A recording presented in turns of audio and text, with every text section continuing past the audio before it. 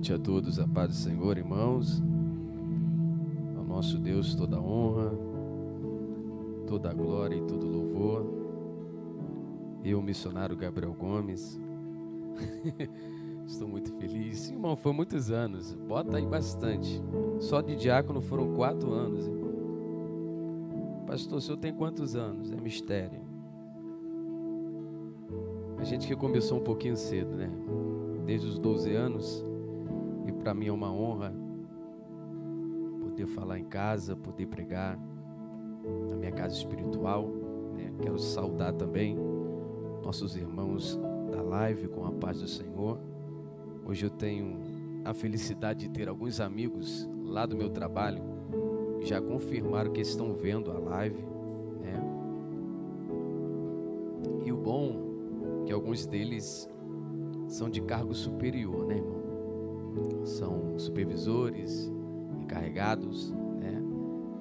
E eu louvo a Deus porque, se você não sabe, isso é um instrumento de evangelismo que alcança muitas pessoas, né? Eu quero saudar os meus amigos que estão assistindo também, já pedindo amanhã me libera cedo, que o pai precisa estar aqui. Vão ser abençoados, né? Tem que semear também. Brincadeira, são bênçãos na minha vida. Pegue sua Bíblia, por favor. Primeira carta de Paulo aos Coríntios, capítulo de número 12. Localize na sua Bíblia. O bom de live é que não tem intervalo, irmão. Então você que está assistindo já pega a janta, já bota do lado. Pega o copo de suco ou de água, né? Coloca do lado também. Pega... Tem um nome que eu esqueci, cara. Canela de velho, que é para dor no corpo, é isso? Já pega também. Deixa do ladinho, porque a gente está apanhando desde domingo, irmão. A culpa é do pastor, fazer o quê? O pastor falou que é uma espada de 2 fios, né? Então eu estou apanhando também. E bastante, irmão. Pensei que ia parar de apanhar no domingo. Aí como nós fomos, né, empossados para pregar aqui hoje, o Espírito falou ao meu coração para falar sobre dons, baseado nessa carta. Então não tem como fugir daquilo que Deus quer falar conosco nessa carta, né? Então fica bem atento. Eu pedi a Deus um dom espiritual aqui essa noite. Pastor, qual dom? Eu não especifiquei, mas eu acredito em propósitos. Então eu creio que eu vou sair daqui essa noite com um dom espiritual na minha vida. São 9, alguns dizem que são 9, os mais sábios dizem que são 9. Então tem bastante dom, né? Paulo disse que ninguém chegou na totalidade de ter todos, né, em si. Então ainda te cabe muita coisa da parte de Deus. Eu não sei se eu sou o único que estou sentindo que tem uma atmosfera diferente aqui hoje, irmão. Nós estamos em uma batalha muito grande. O Brasil está em uma batalha muito grande. Mas nessa noite nós receberemos uma carga da parte de Deus. E algumas coisas vão começar a fluir a partir desta noite. Vamos lá? Primeira carta de Paulo aos Coríntios, capítulo 12. Vamos ler até o verso 7. Do 4 até o verso 7. Olha, irmãos, eu prego há 16 anos. Mas essa noite eu estou muito nervoso, irmão. Eu não tenho vergonha de falar isso, não. Ora, há diversidade de dons, mas o Espírito é o mesmo. Há diferentes ministérios, mas o Espírito é.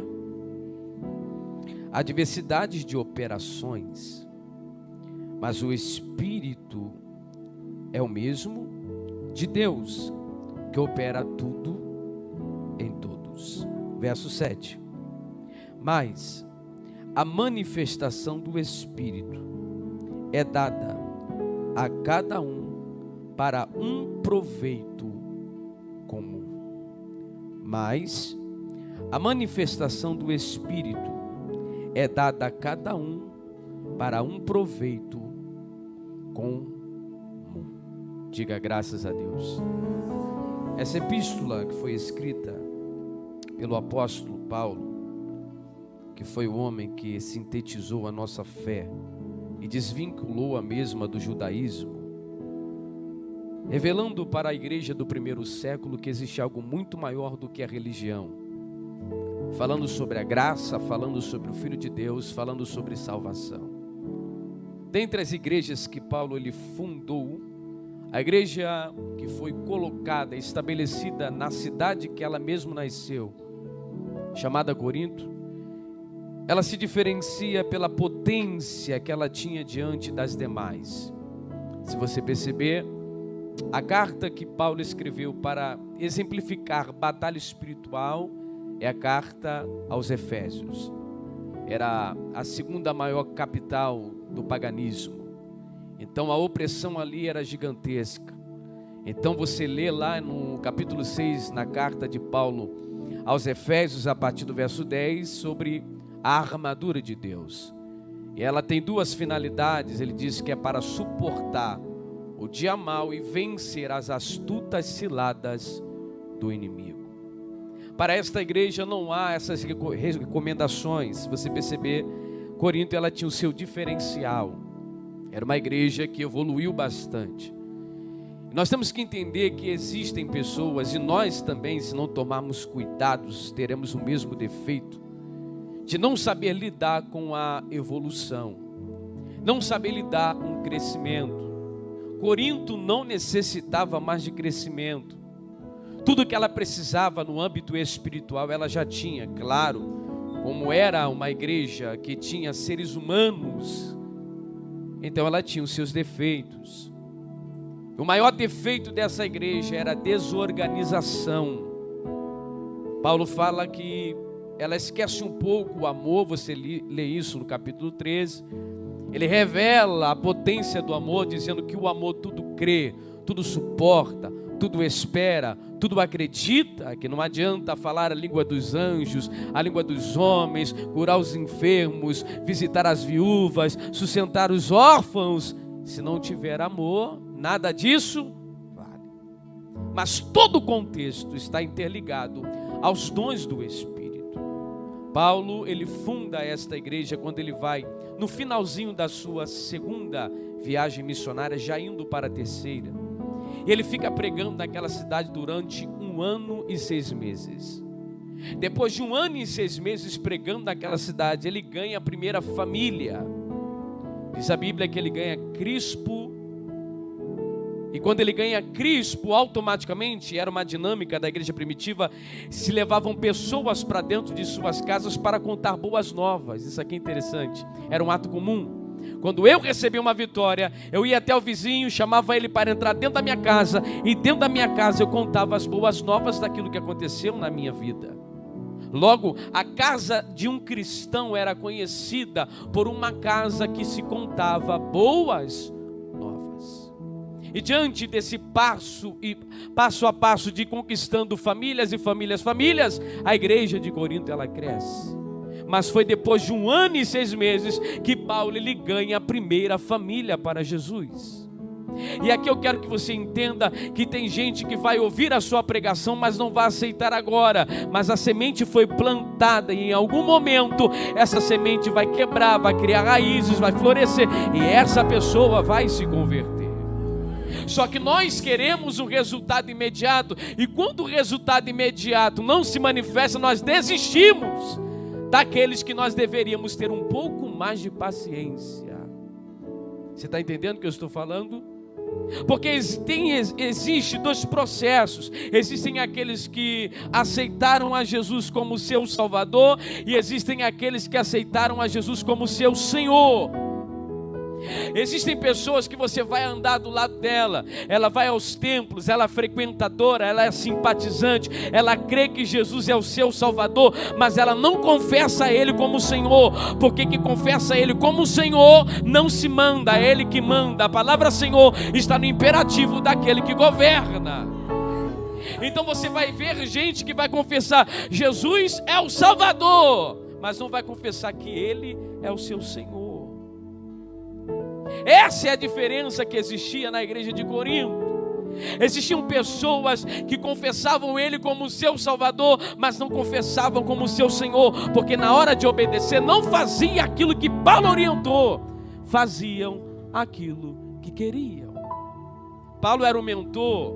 Na maioria das cartas ele estava preso, e tudo que ele escrevia era debaixo de um fundamento.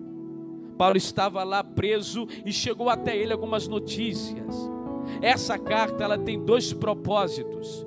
O primeiro propósito está no capítulo 1, é responder uma denúncia. O segundo propósito está no capítulo 7, no verso 1, responder perguntas. No capítulo 7, no verso 1, ele vai dizer: sobre aquilo que vocês escreveram para mim, eu respondo. E no capítulo 1, ele vai dizer: chegou até mim o conhecimento de coisas que está acontecendo no meio de vós. Então o propósito dessa carta, em primeiro lugar, é por causa de uma denúncia. Repita, denúncia. Segundo, por causa de uma pergunta. Repita, pergunta. Paulo, ele é o mentor e ele tem que estar preparado para dar resposta em qualquer momento. Porque quem tem a direção não escolhe a hora de falar. Quem tem a direção fala quando Deus manda, e fala o que Deus manda ele falar. Ele pode estar num palácio de Roma, ele pode estar dentro de uma masmorra. Se ele tem um ministério, ele exerce independente do ambiente que ele está. E se depender dele, ninguém morre por causa do ambiente que ele está. Daqui a pouco você vai entender onde eu quero chegar. Eu estou falando de dons espirituais. E só pode falar de dom quem tem dom. Ninguém vai falar de dom se nunca experimentou, nunca entendeu ou nunca recebeu algo do tipo. E o dom é uma ferramenta dada pelo próprio Deus. Você leu comigo 3 versículos que falam sobre isso. Há diversidade de dons, mas o Espírito é o mesmo. Há diversidade de ministérios, mas o Espírito ele é o mesmo. Há diversidade de operações, mas o Espírito é o mesmo. Então, por mais que essa igreja esteja evoluindo por causa do conteúdo que ela tem, Paulo manda um alerta: ei, vocês fazem o que fazem, porque o Espírito é a fonte.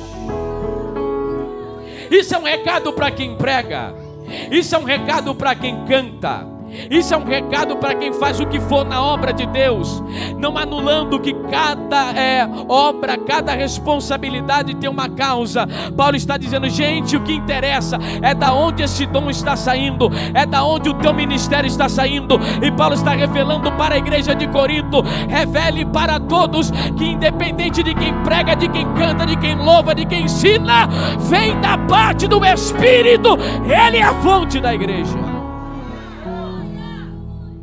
O pastor deu uma introdução aqui para a gente sobre a cidade de Corinto, e ela tem muito a ver a mensagem que Paulo está falando. Uma cidade cosmopolita, uma cidade totalmente eclética. Nós sabemos muito bem que a cidade de Corinto ela tinha os seus diferenciais. Primeiro, como o pastor falou, pela deusa principal, que era Afrodite, que tinha 1000 sacerdotisas. E lá dentro de Corinto existia o porto de Cancreia, que era o porto mais conhecido, aonde as sacerdotisas desciam para se relacionar sexualmente com os marinheiros e com os visitantes. Então era o centro, como o pastor falou, da promiscuidade, era o centro daquilo que era catalogado como pagão diante de Deus e diante dos homens. E mesmo nesse centro cultural, onde até mesmo Apolo, deus da sensualidade, era cultuado também, onde ele influenciava a maior parte dos jovens de seus dias, Paulo está dizendo para toda a igreja: gente, o fundamento da igreja é Cristo. O fundamento da igreja é o Espírito. E dentro dessa cidade, ele aplica uma mensagem que não é fácil de pregar, porque o hobby dos coríntios era ir para as praças ouvir os filósofos falarem. E quando eles falavam, alguns que não se converteram ao Senhor, e sim somente ao Salvador, entendiam que a filosofia tem que estar ligada àquilo que eles estão aprendendo. Ou seja, se vai um homem filósofo bem coerente dos seus dias, fala uma frase bonita, diante da personalidade que eles têm, eles entram dentro, ou eles entravam dentro do templo, ouviam um pregador, e se aquilo que o pregador estivesse falando fosse coerente conforme a sua personalidade, eles recebiam. Se não fosse conforme aquilo que eles queriam, eles não recebiam a mensagem do pregador. Tanto que começa algo chamado partidarismo. Aí alguns vão dizer: eu sou de Apolo. Outros vão falar: eu sou de Cefas ou de Pedro. Alguns vão dizer: não, eu sou de Paulo. Aí um grupo diferenciado abre a boca para falar: não, eu sou de Cristo. Da onde surgiu essa filosofia de separação? Simplesmente porque eles adoravam as personalidades e não ao Deus que fundou aquela igreja. Eles se assentavam para escolher o cardápio. Eles se assentavam para ver se o pregador era conforme a sua personalidade. Se ele não fosse, eles rejeitavam. Eles escolhiam o papel daquele que pregava. Se ele falasse conforme a ideia do que eles entendiam, eles aceitavam. E se fosse totalmente contra, eles repudiavam. É aqui que eu quero que você entenda quando Paulo diz que independente de quem prega, independente de quem canta, quantas pessoas forem fazendo isso, quem está usando elas é o Espírito. Eles pensavam dessa forma: se hoje Apolo pregar, eu não vou para o culto, porque eu sou do grupo de Paulo. Daqui a pouco a gente esquenta. Outros pensavam dessa forma: eu não vou para o culto hoje porque eu sou do grupo de Cristo. Pastor, aplica para eu entender que separações são essas. Simples. O grupo daqueles que se diziam de Apolo era um dos mais eloquentes, porque Apolo foi o pregador mais eloquente do primeiro século. Paulo elogia Apolo por causa da sua eloquência. Ninguém falava melhor do que Apolo. Então Paulo ele vê que o pessoal que se achava muito intelectual não descia para comer qualquer coisa. Se não fosse caviar, eles não comiam. Eles comiam. Se fosse arroz e feijão, eles não comeriam. Havia um grupo de Paulo. O grupo de Paulo é o grupo dos usados, porque Paulo operava sinais só de passar os lenços e aventais no corpo dele. Era o grupo dos pentecostais, era o grupo dos espirituais, era o grupo daqueles que profetizavam. Então eles diziam: se hoje é o culto do Apolo, é o culto chato, é um culto melancoloso, é um culto muito superficial, eu só vou no culto do Pentecoste. Havia outro grupo, o grupo de Pedro. O grupo de Pedro é aquele grupo mais antigo. O grupo de Pedro é aquele que está desde o começo. Então todo mundo que surge agora para ele é imaturo, não serve, não tem palavra, não tem ministério. Aí tem aqueles que servem ao grupo de Jesus, e esse grupo aqui não é aprovado por Paulo, não. Quando eles diziam: eu sou de Cristo, eles estavam dizendo que eles não precisavam seguir a nenhum homem, a nenhum pastor. Eles se mandavam só de acreditar que Cristo é o Salvador, pelo amor de Deus. São chamados desigrejados. E como isso chega até Paulo? Isso chega por intermédio da família de Cloe.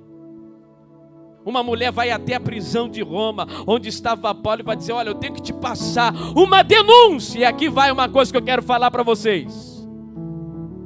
Quem denuncia não pode estar envolvido. Vou repetir isso aqui. Quem denuncia não pode estar envolvido. Porque quem denuncia tem que botar a cara para bater que está denunciando, e vai confirmar quando for necessário confirmar o que está sendo dito. Por isso que quando Paulo vai endereçar a carta, ele já escreve o nome de quem foi que denunciou. Porque Paulo trabalha com nomes. E se tem uma coisa que acaba com fofoca, cite nomes para você ver. Ele não fez alguém chegou aqui na cadeia e falou algo sobre vós, não. Ele falou: foi da família de Cloe. Ele disse que é partidarismo aí, e eu mando uma carta para vocês. Quem morreu por vocês não foi Apolo, não fui eu, não foi Cefas, foi Cristo.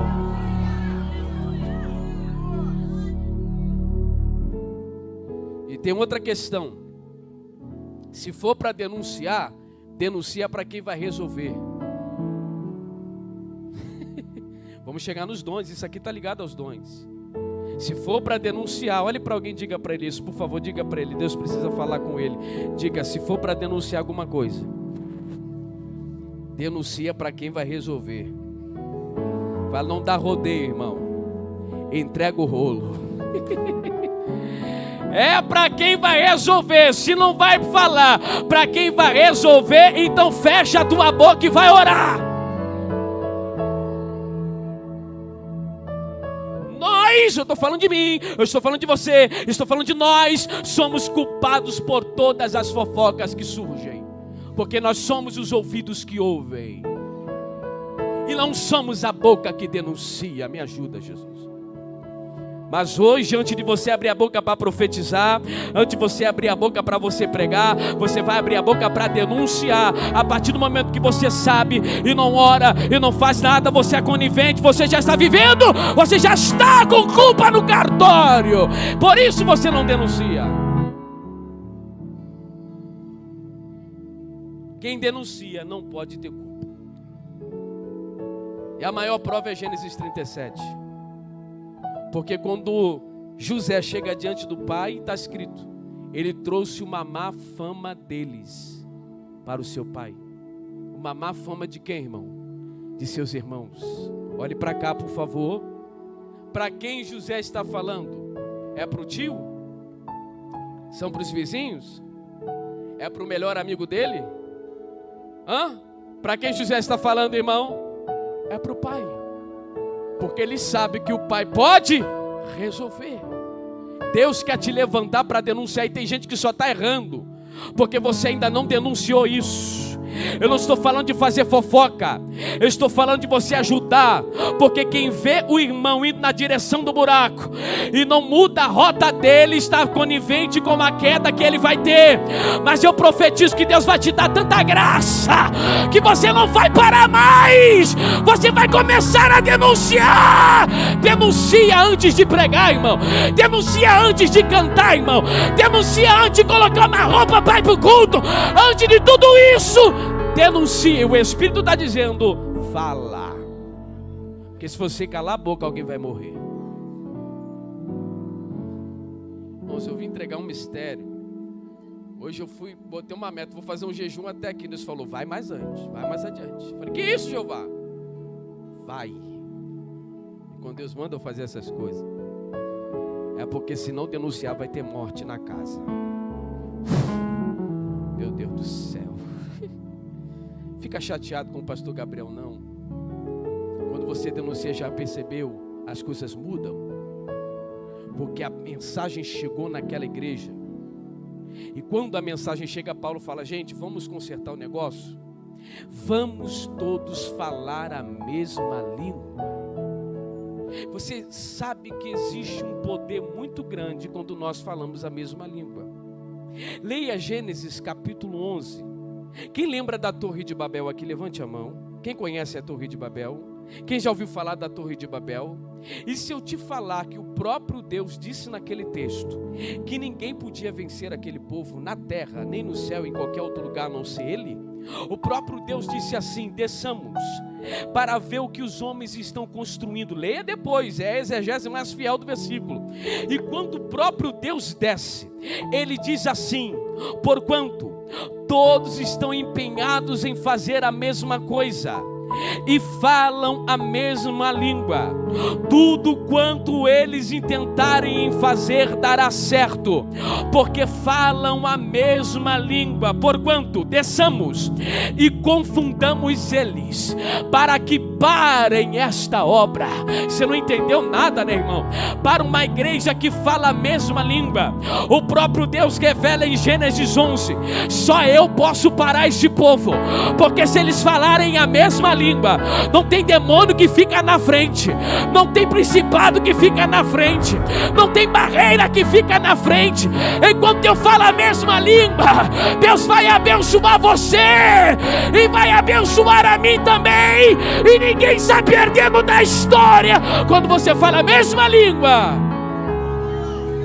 Mateus 16 se revela, esta é a minha igreja, nem as portas, isso aqui é muito sério, do inferno prevalecerá contra ela. Não tem demônio que feche a igreja. A única coisa que pode fazer, eu não estou falando do ministério top, eu gosto de ser bem claro, eu estou falando da igreja. Não tem demônio que derruba a igreja se ela está falando a mesma língua que o irmão. Posso falar uma coisa para você? Quando você não fala a mesma língua que alguém, ou alguém não fala a mesma língua que você, alguém vai ficar em queda.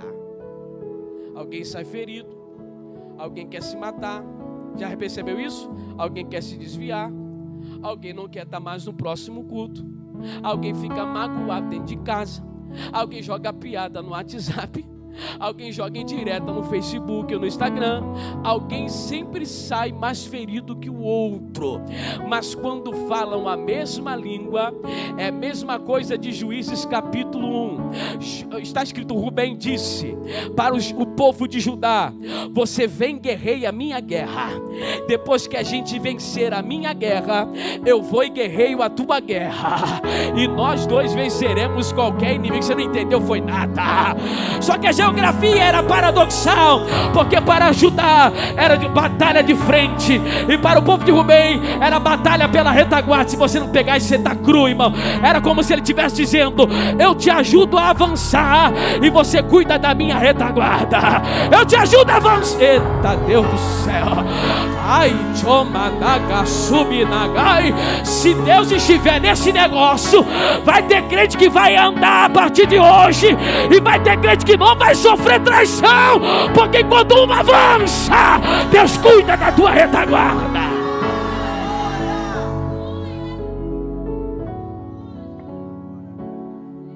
Porque quando ele vem pela frente tem resistência. Aí ele: vou pegar por trás. Quando ele vai por trás, ih, rapaz. Ele vai pela frente, tá o pastor Luiz. Aí ele vai por trás, tá o pastor Gabriel. Você não entendeu nada, né, irmão?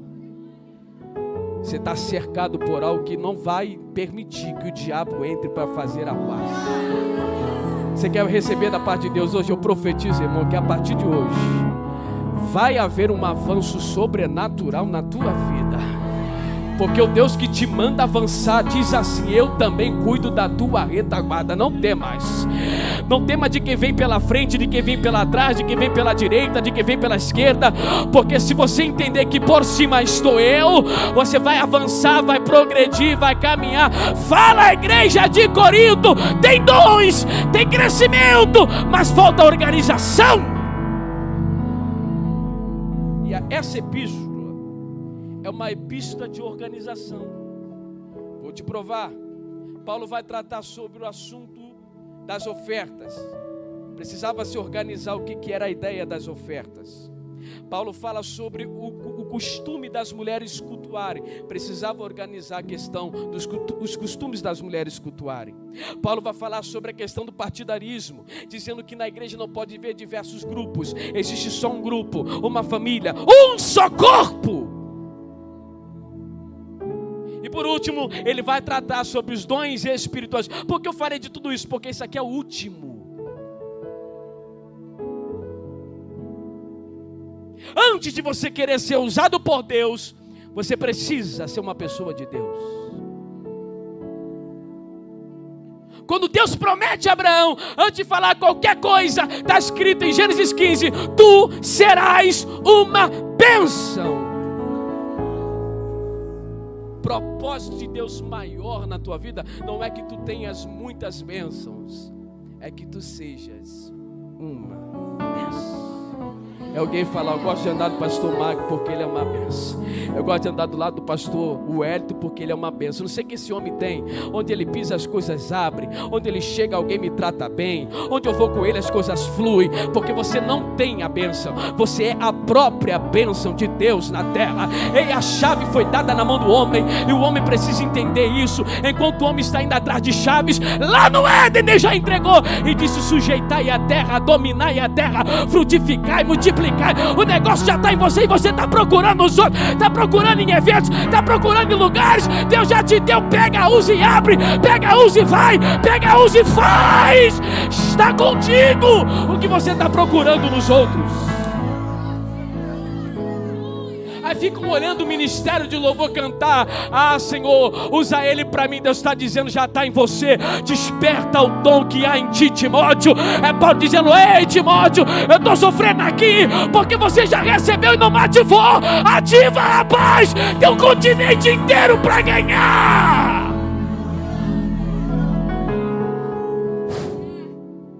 Era uma igreja abastecida, mas desorganizada. Irmãos, vou ser sincero com vocês, já vou encerrar. Acreditar aqui que não tem dentro dessa casa, que tem no caso dessa casa, uma pessoa que não tenha um dom espiritual é difícil. Me desculpe, irmão. Ter e estar ativo são coisas distintas. Vou te explicar. Timóteo, estudado. Timóteo, ungido. Olha para cá, por favor, jovem, ainda mais vocês. Timóteo, frequentador de sinagogas, templos. E Paulo está dizendo, depois de um bom tempo, Timóteo, novamente eu te digo, desperta o dom que há dentro de ti. Anos de igreja não diz, não revela, não quer dizer que já o teu ministério está ativo. Tem gente que está aqui, o espírito de profecia está me falando, que já passou do tempo de ativar esse ministério. Você está correndo. 3 grupos existiam em Corinto. Aqueles que eram momentâneos, que diziam que isso que estava acontecendo de dons estava reservado somente à época dos discípulos. Já passou, é algo atrasado, passado, melhor dizendo. E Paulo tem que dizer para eles, gente, não é algo do passado. O Espírito ainda é o mesmo e é agora que Ele quer usar vocês. Segundo grupo era dos ignorantes, daqueles que não conheciam os dons e não se interessavam pelo assunto. Iam para os templos, mas não queriam profundidades. Iam para os templos, mas não queriam relacionamento. Dom vem de uma palavra grega que significa energia. Quando alguém recebe um dom da parte de Deus, ele recebe uma energia tão forte que isso que ele tem em certo momento de desânimo é ativado. E se você já percebeu, você pode estar desanimado, mas do nada Deus abre a tua visão, você vê algo que alimenta o teu espírito. Estou sentindo a graça, é porque o dom já está aí, a energia, Madagácia. Tem gente aqui que Deus está dizendo agora, eu vou despertar o dom, porque eu preciso te energizar novamente. Para de ter medo e vem mergulhar nos oceanos do Espírito. O terceiro grupo é o que me assusta, é o grupo dos medrosos. Você sabia que tem gente que não se entrega porque tem medo? E qual era o medo, pastor? Paulo especifica. O medo é porque eles estavam avisando, irmão, por favor, pega isso aqui, já estou encerrando. Eles estavam avistando aqueles que cresciam, mas se perdiam no crescimento. Então alguns, uma ideia até meio louvável, preferia não evoluir para não correr o risco de mudar. Deus. Mas Deus está dizendo, fica tranquilo, você não vai se perder. Você será uma referência nessa geração. Você pode segurar a mão desse irmão que está do seu lado, só uma vez que eu estou pedindo isso. Você que está na live me assistindo, receba aí no seu espírito Ativa esse dom que está dentro de você hoje. Pastor, eu ainda não sei qual é o meu dom. Só peça para Deus ativar então, porque no momento da ativação você descobrirá. Tem gente que tem um dom da palavra. A partir de hoje vai ter uma sede de ler a palavra como nunca leu, e vai começar a ler como nunca leu em toda a sua vida. Tem gente que tem um dom de profecia. Deus vai tomar ela no meio da rua, vai tomar ela no trabalho, vai tomar ela no meio da igreja, e vai usar ela em profecia para edificar a casa. Tem gente que tem dom de visão. Tu vai andar pela rua, vai enxergar demônio, vai enxergar anjo, vai chegar provisão, vai chegar a bênção de Deus. Tem gente que tem o dom do discernimento. Isso aqui é muito bom. Não é enganado não. Ninguém vai te enganar, porque você discerne o que vem do homem, o que vem de Satanás e o que vem de Deus. Abre essa boca aí. Tem gente que tem o dom de maravilhas. O dom de maravilhas não é o dom de curar. O dom de maravilhas está no campo do extraordinário. É Eliseu dizer: machado flutua, e as celas do machado serão descodificadas e subir em cima das águas.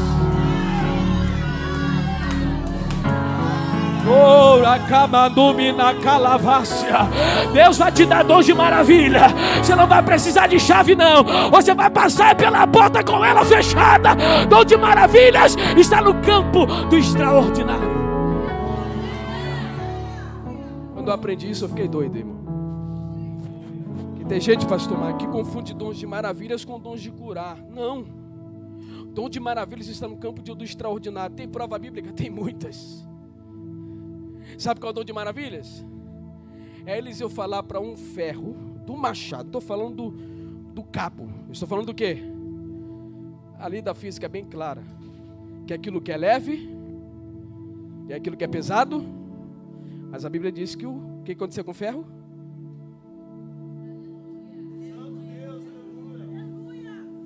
Deus mexe com a ciência, com a biologia, com a geografia, porque é o dom de maravilhas.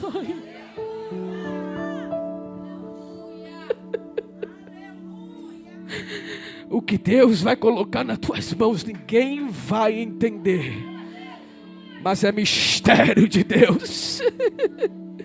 Eu profetizo em nome de Jesus Cristo que é derramado sobre o ministério da Igreja Top o dom de maravilhas. Deus vai despertar dentro dessa casa uma geração que vai reverberar a unção de Deus sobre esta terra. Deus vai te usar em revelação, Deus vai te usar em profecia, Deus vai te usar na palavra da ciência, Deus vai te usar na palavra da sabedoria, Deus vai te dar discernimento, Deus vai te dar variações de línguas, Deus vai te dar interpretação de língua, Deus vai te dar os dons dos sinais, Deus vai te dar o dom de cura. Tu vai chegar no inferno e vai curar em nome de Jesus. Desperta esse dom, meu jovem. Nós estamos na última hora. Essa geração é a geração que precede o arrebatamento. A igreja voltará a ser perseguida, mas os milagres voltarão a aparecer. Você vai ver cego enxergar, surdo ouvir, paralítico andar. E é você que Deus vai usar.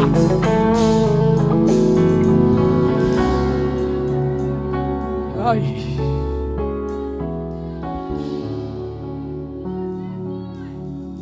Vou te falar uma coisa que vai ser mais forte que a política: a igreja.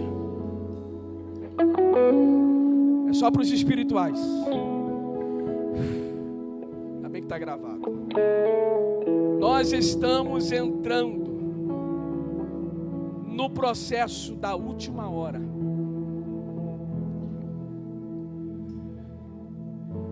O Brasil vai entrar, escute bem os espirituais, em um processo aonde Deus vai revelar a glória dele através da igreja. O negócio vai apertar, mas essa pátria brasileira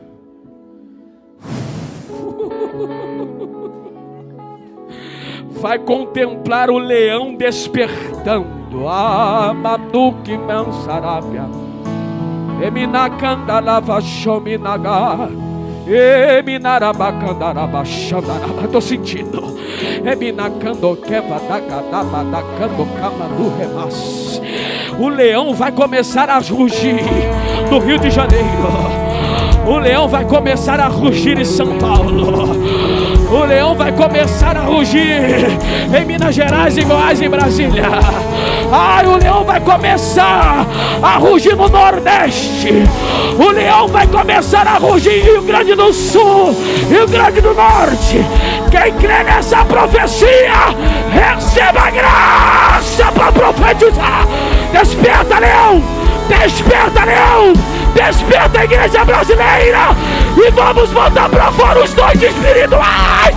Vai pregar, vai louvar, vai evangelizar na graça e no poder do Altíssimo. Tremam diante deles todos os partidos, tremam diante dele todo o Senado, trema diante dele toda a política. Treme terra, treme terra. O leão está rugindo, Yuri. O leão está rugindo no altar ao momento profético.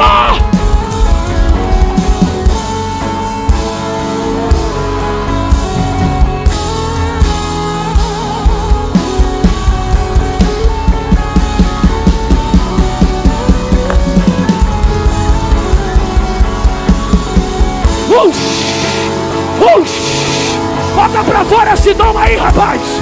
Perde o medo, perde a vergonha. Entra na graça, entra na glória. Marcha na terra.